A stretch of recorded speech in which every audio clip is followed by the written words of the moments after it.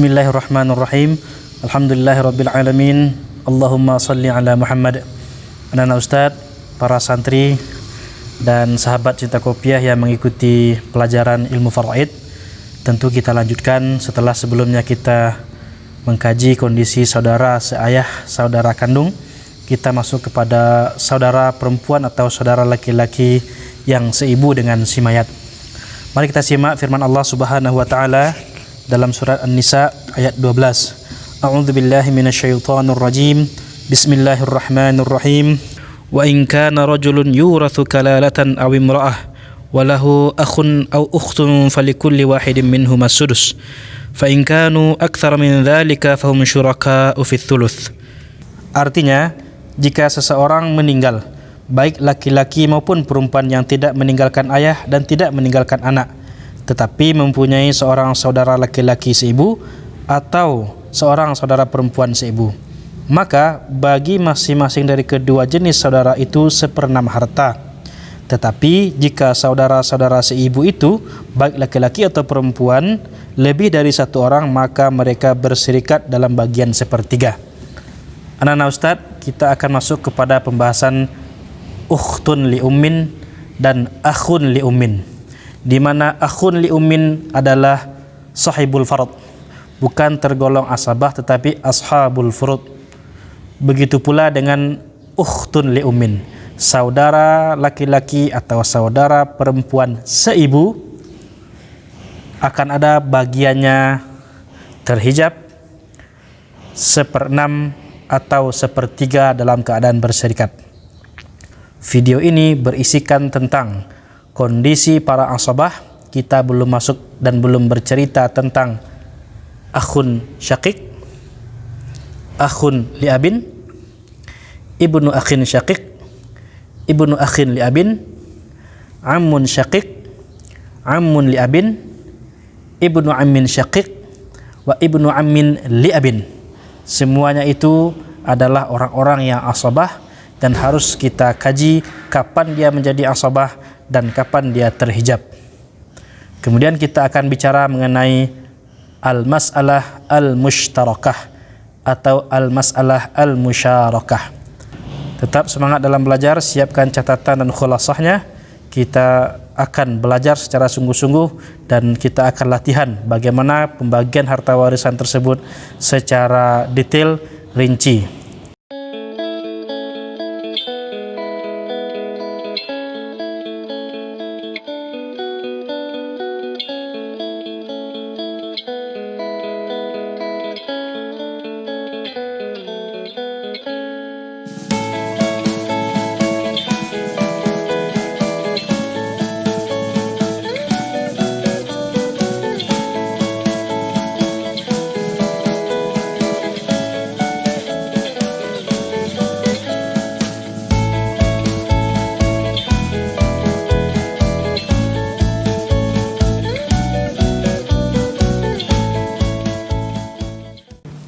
Sekarang Ustaz berada di asrama putri, mendampingi Ustazah Lofi untuk kunjungan ke kamar-kamar santri putri.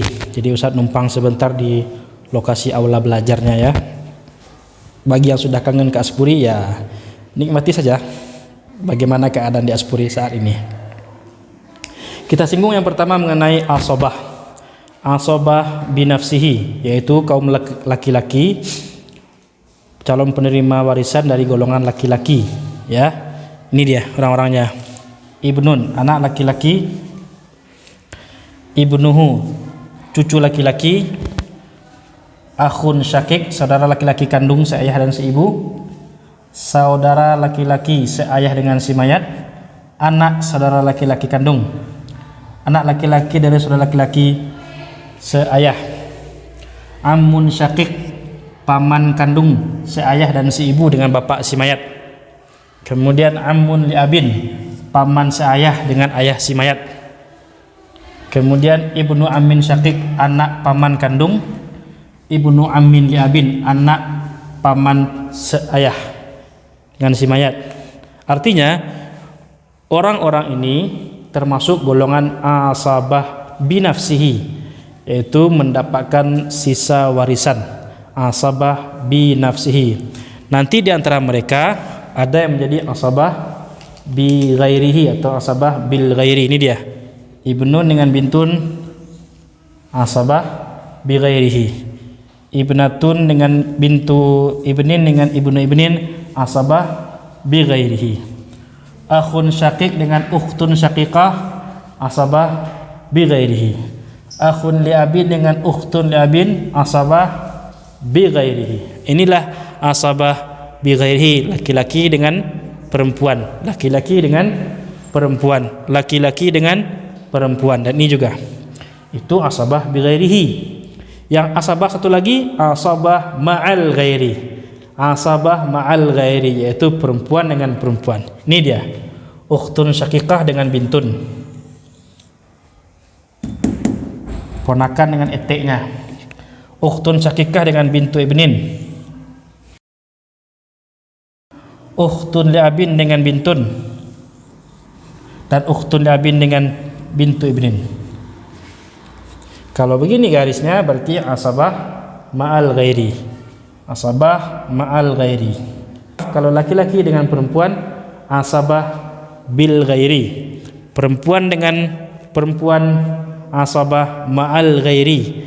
Kalau laki-laki saja asabah binafsihi. Ini orangnya.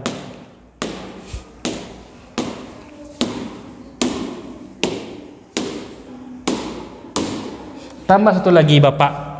Bapak kadang-kadang ada asabah ketika mayat tidak meninggalkan anak, maka bapak menjadi asabah. Ya, bapak menjadi asabah. Kita masuk kepada ketentuannya. Kalau sudah ada asabah seperti ini, maka bila ada satu orang saja asabah yang ditinggal mati tanpa ada ashabul furud, tanpa ada ashabul furud, yang tinggal hanya asabah saja. Kalau jumlahnya satu orang, maka sudah dipastikan dia ngambil harta semuanya. Oke? Kalau ada dua orang atau lebih, baru kita lihat. Kita lihat tarjihnya, mencari mana yang lebih berhak. Caranya dengan memperhatikan urutan ini. Nah, kita prioritaskan urutannya. Urutannya seperti ini. Yang pertama adalah al-bunuwah. Dari arah ke bawah, itu yang lebih berhak pertama sekali.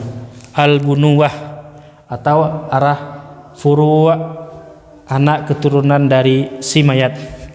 Kalau tidak ada al-bunuwah, lihat lagi al-ubuwah ke atas atau aslun. Orang juga menyebut al-ubuwah.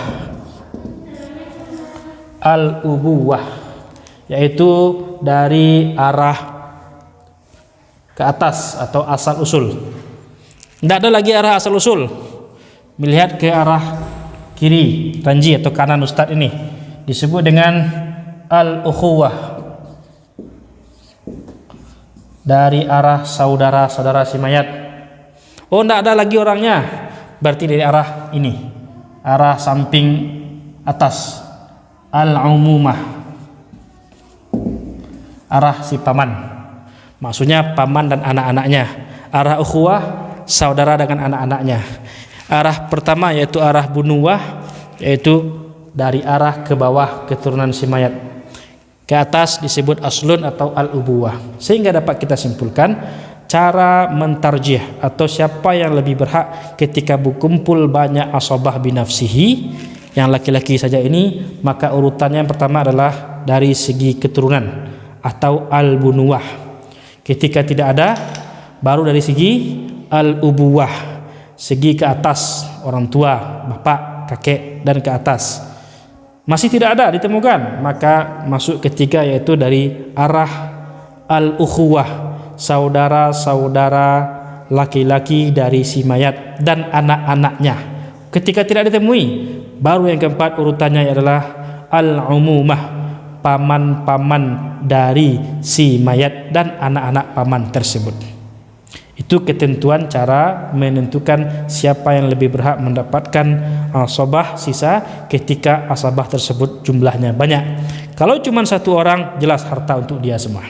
Nah, teman-teman, anak-anak ustadz, kita masuk kepada ashabul furud yang terakhir, yaitu akhun li ummin dan ukhtun li ummin.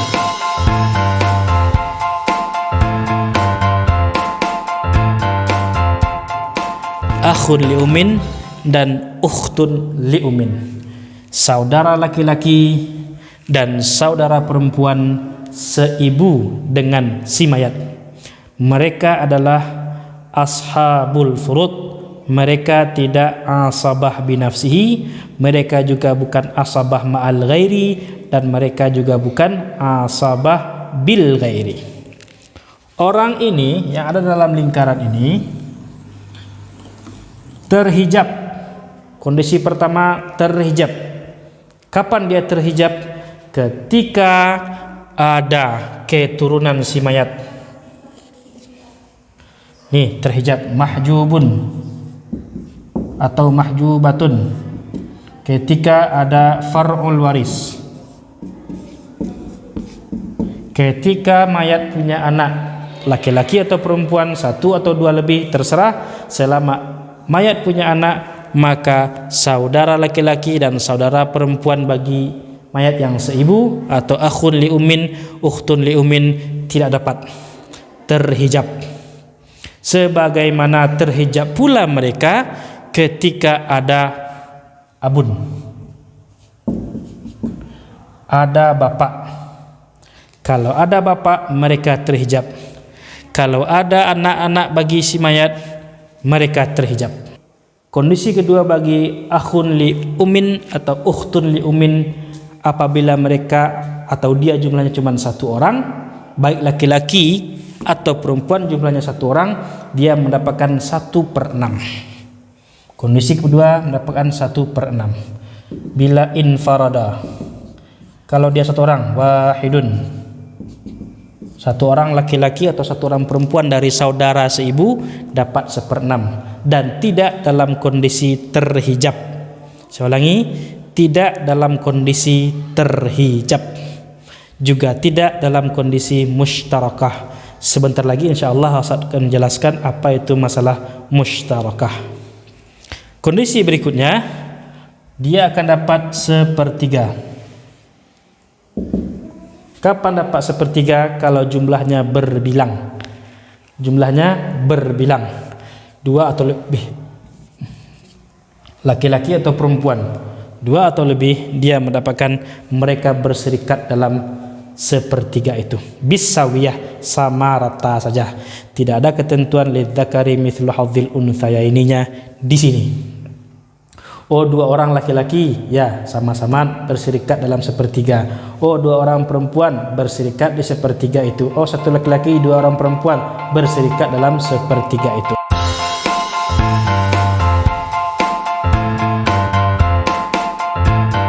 Berikutnya Ustaz akan terangkan masalah mushtarakah atau al-masalah al-musyarakah, berserikat antara saudara atau saudari seibu dengan saudara laki-laki kandung bagi si mayat.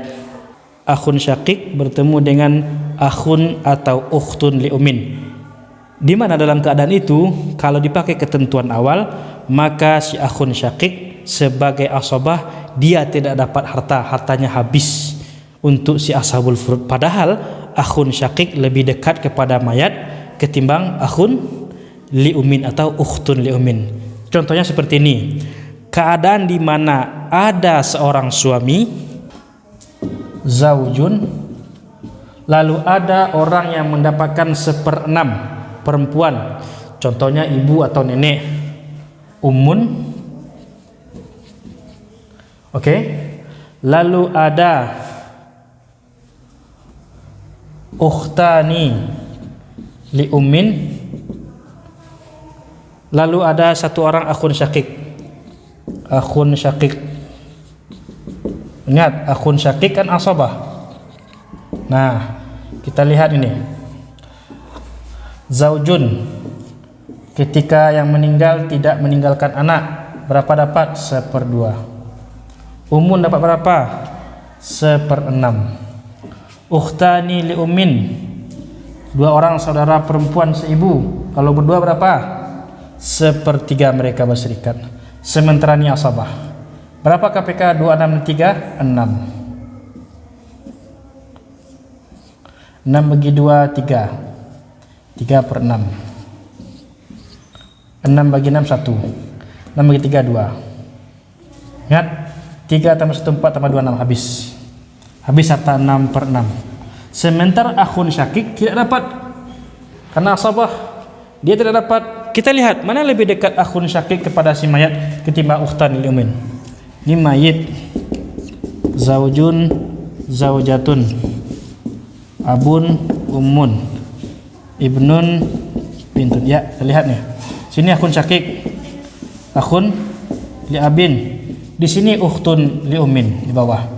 Berapa orang yang dilewati sampai ke mayit? Tentu yang lebih dekat adalah akhun syakik.